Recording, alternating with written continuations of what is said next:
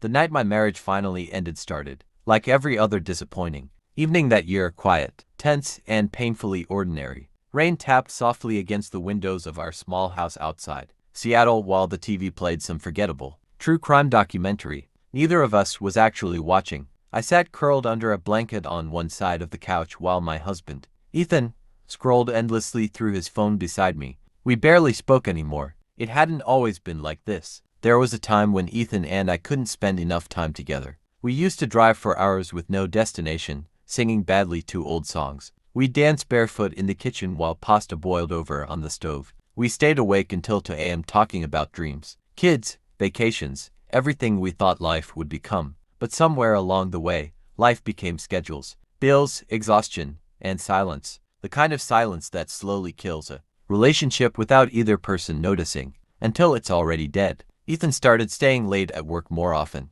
At first, I believed him completely. He worked for a marketing company called Brightline Media, and deadlines were common. Campaign launches, client meetings, weekend calls. I wanted to trust him. Maybe that's why I ignored all the little signs for so long. The way he smiled at texts he never showed me. The way he turned his phone face down whenever I walked into the room. The way he stopped touching me unless I initiated it first. And even then, it felt forced. I blamed stress. I blamed adulthood. I blamed myself. Maybe I wasn't exciting anymore. Maybe I talked too much. Maybe I gained weight. Maybe love simply fades. People say that happens all the time, right? But deep down, something inside me already knew the truth. I just wasn't ready to face it. One night, Ethan fell asleep on the couch after drinking 2 beers. His phone buzzed against the cushion beside him. Normally, I would have ignored it, but that night felt different. The screen lit up with a message preview. Vanessa, I miss you already. My stomach dropped instantly.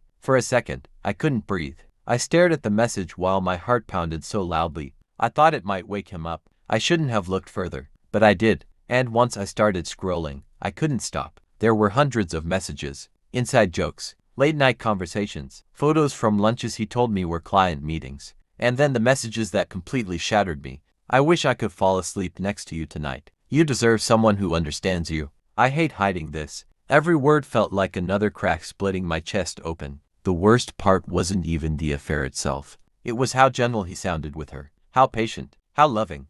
That version of Ethan hadn't existed in our marriage for a very long time. I sat there in the dark while he slept peacefully beside me, reading message after message until tears blurred the screen. I remember catching my reflection in the black window nearby. I looked exhausted, invisible, like someone life had quietly erased. I wanted to scream at him, wake him up, throw the phone across the room, demand answers. Instead, I cried silently beside the man who had already emotionally left me months ago. The next morning, I pretended nothing happened. And honestly, that was the hardest part. Pretending, making coffee for him while knowing another woman occupied his heart, listening to him talk about work while knowing exactly who he was, texting during meetings, smiling at someone who had broken me without even realizing it yet. Days passed like that, heavy, cold, unreal, and then Ryan entered my life in a way I never expected. Ryan lived 3 houses down from us. He'd moved into the neighborhood a few months earlier after a divorce of his own. Late 20s, quiet personality, calm eyes that somehow always looked genuinely present when he spoke to you. Unlike Ethan lately, Ryan noticed things. If my grocery bags looked too heavy, he helped carry them. If my trash can rolled into the street during windy weather, he brought it back without being asked. Small things, simple things. But after months of feeling emotionally abandoned, kindness started feeling dangerous. One afternoon, my kitchen sink began leaking badly underneath the cabinet. Ethan ignored my texts for hours. So out of frustration, I knocked on Ryan's door. Sorry, I said awkwardly. Do you maybe know anything about plumbing? He smiled slightly. Enough to stop your kitchen from flooding. For the first time in weeks, I laughed. A real laugh. Inside the kitchen, Ryan rolled up his sleeves and crouched beneath the sink while explaining the problem calmly. I stood nearby pretending to organize dishes while secretly watching him work. Not because he was attractive, though he was, but because he was attentive, present, careful. He treated me like someone worth listening to. That feeling alone nearly broke me. You okay? He asked gently after noticing how quiet I became. I hesitated, then shrugged. Just tired, I guess. He nodded slowly like he understood more than I said out loud. You can be lonely even when someone's sitting right next to you, he said quietly. The sentence hit me harder than I expected. because that was exactly how my marriage felt. Lonely. That afternoon turned into coffee conversations on the porch, then random chats over the fence, then longer talks after sunset. We spoke about everything: marriage, regret, fear, starting over, and for the first time in years, I felt heard, not judged, not dismissed. He listened carefully to every word like it mattered. And maybe that's how emotional lines begin to blur, not through dramatic moments, but through tiny moments of comfort you didn't realize you desperately needed. If you're enjoying this story so far, subscribe to Real Spill for more emotional relationship stories, betrayals, shocking confessions, and life-changing moments people never saw coming.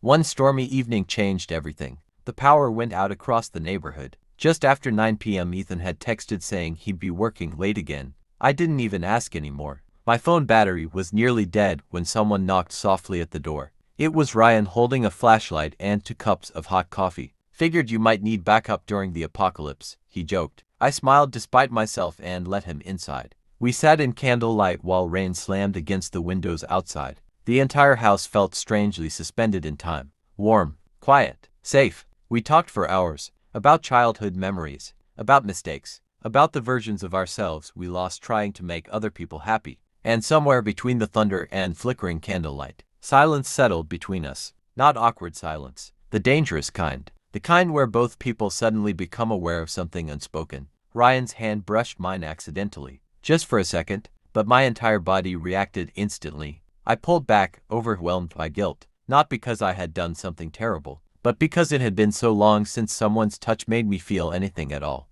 Lauren, he said softly. The way he said my name nearly made me cry. You don't deserve to feel this alone. That was it. That sentence broke whatever wall I'd been holding together for months. I burst into tears. Not graceful movie tears. Ugly, shaking, exhausted tears. Everything poured out. The affair, the messages, the loneliness, the humiliation. Ryan didn't interrupt. Didn't take advantage of the moment. Didn't try to kiss me. He simply sat beside me quietly until the storm inside me finally slowed down. And honestly, that moment mattered more than romance ever could, because for the first time in a very long time, someone saw my pain instead of ignoring it. 2 days later, Ethan finally came home early. I was sitting at the kitchen table waiting for him. Calm, strangely calm. He immediately sensed something was wrong. What happened? He asked carefully. I looked directly at him. I know about Vanessa. The silence afterward felt endless. His entire face changed instantly. First shock, then panic, then guilt.